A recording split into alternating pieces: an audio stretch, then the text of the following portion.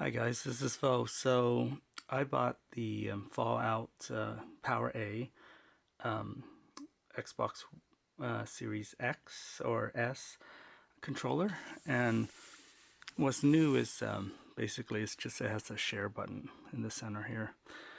Everything else tells me that this was actually an Xbox One controller that they just kind of updated with that button there.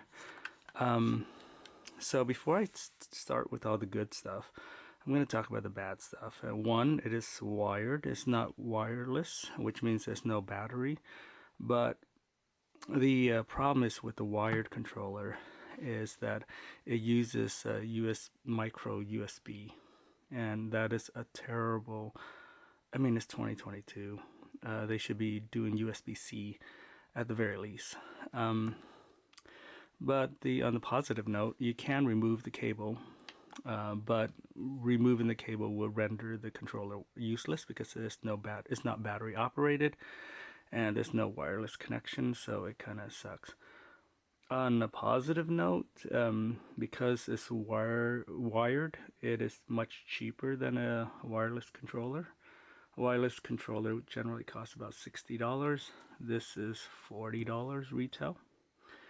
And one of the reason why I got this is because I love Fallout. I think Fallout is such a great game, and I like the design of this and the Nuka-Cola girl.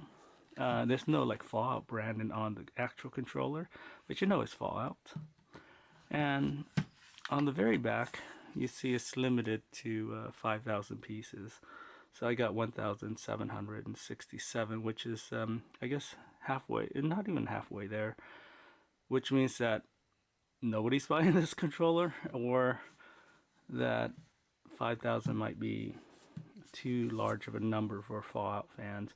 To be fair, most Xbox players have a controller already, and they're not looking to get another one. Um, Personally speaking, I like playing wireless controllers, so this wired controller kind of sucks. Just because I started playing it and I just realized the constraint of a wire. First of all, they give you a 10-foot wire, which is more than enough for anyone sitting away from your TV, but if you're kind of far from the TV, you do need to buy an extender or a longer cable than 10 foot. But as far as I'm concerned, 10 foot is just about right because I barely reach my couch.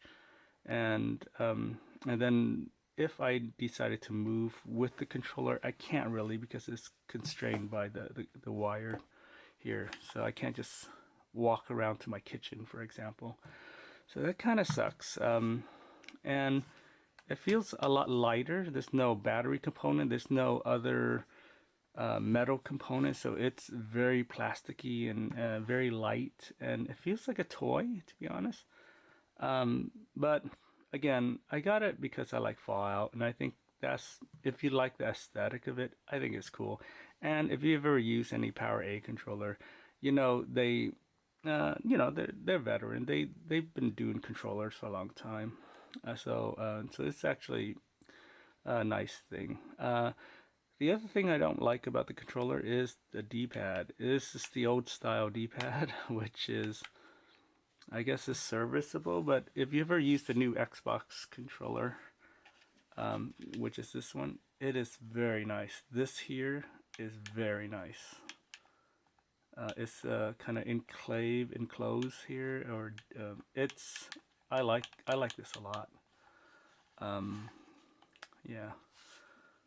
Um, yeah. So I feel what happened is Power A got a bunch of Xbox One controllers, and they need to update it, and basically they just added the share button and they called it a day, basically.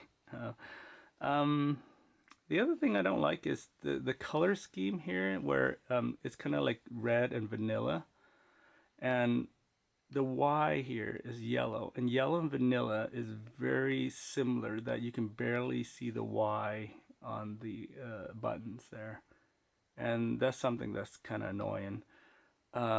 They could have made the, I wonder, like the buttons a different, like a black color or dark color, and then having the yellow stand out. But yeah, I don't know. Overall, I think it looks great. Besides from that not being able to see the Y, even though, you know what a Y button is, but you know. And overall, the color scheme is nice. I like the color to be a little more blended, but that's fine. I mean, I'm not going to complain about it.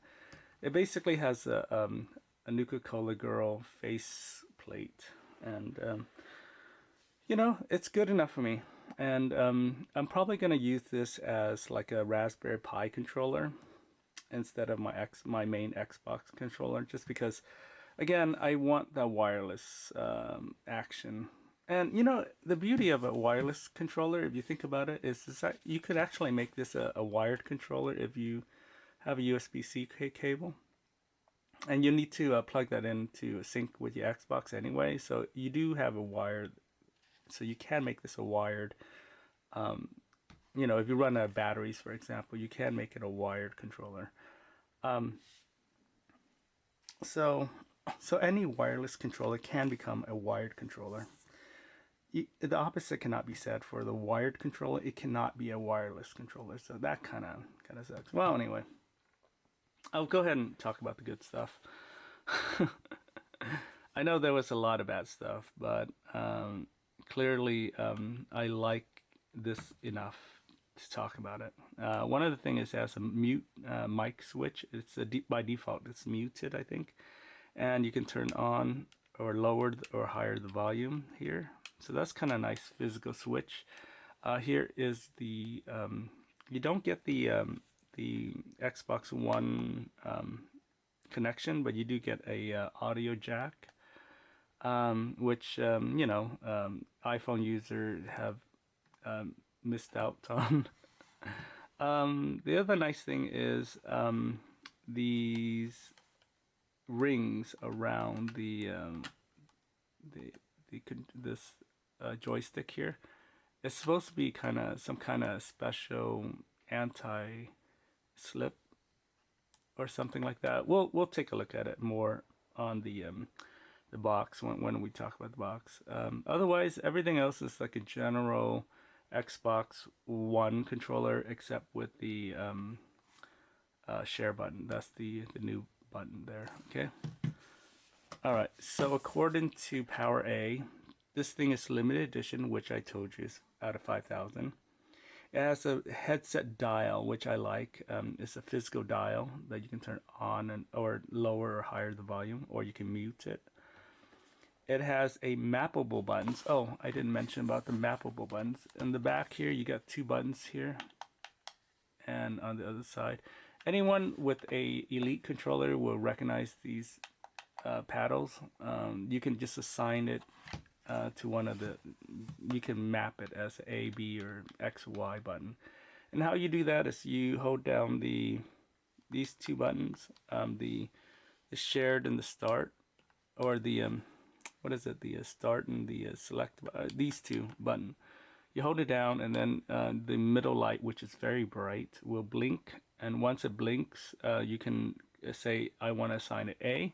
So you click on A, and then it's gonna double blink, and then you'll click the button, the paddle button that you want to assign it.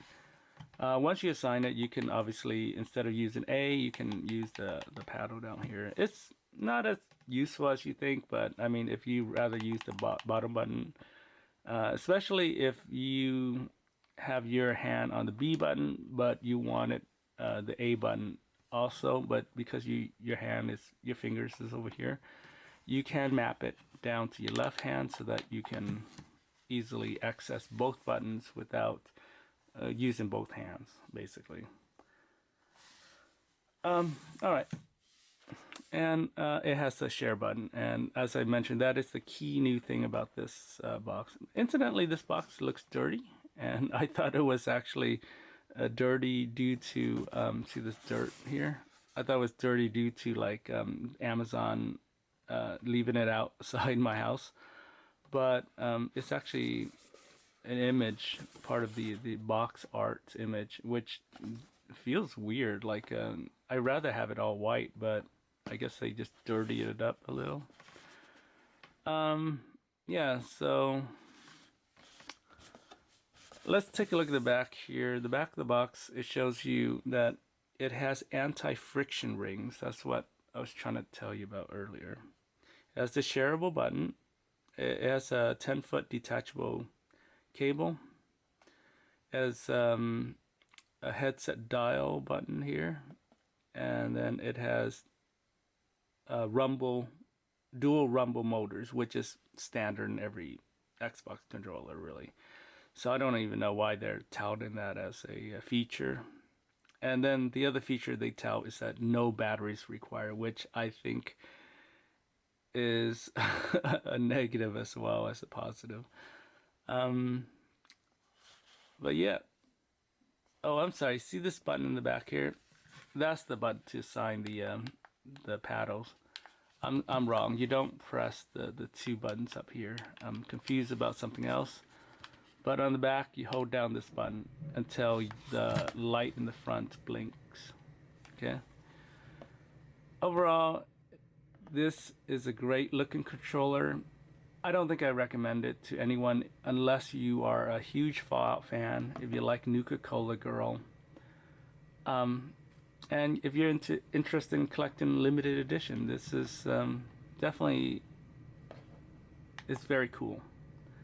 But usefulness and so on, I don't think I like it as much as the wireless Xbox controller that came with my Xbox Series X. I think that is a fantastic controller.